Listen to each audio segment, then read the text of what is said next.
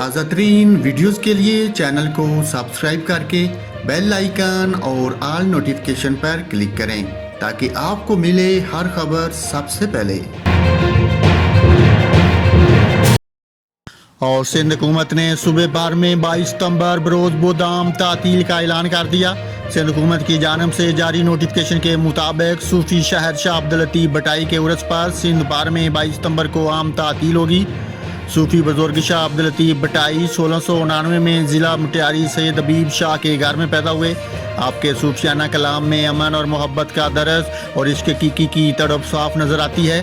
ہر سال ماہ سفر کی 14 تاریخ کو بادشاہ میں آپ کا 3 روزہ عرس منایا جاتا ہے، جس کے دوران مختلف پروگرام اور سیمینارز کا انعقاد کیا جاتا ہے۔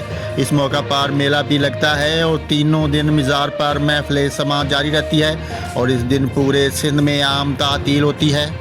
ناظرین، آپ کو اہم خبر سے آگاہ کیا ہے، سندھ حکومت نے صوبے بھر میں 22 ستمبر بروز بودام تعطیل کا اعلان کر دیا۔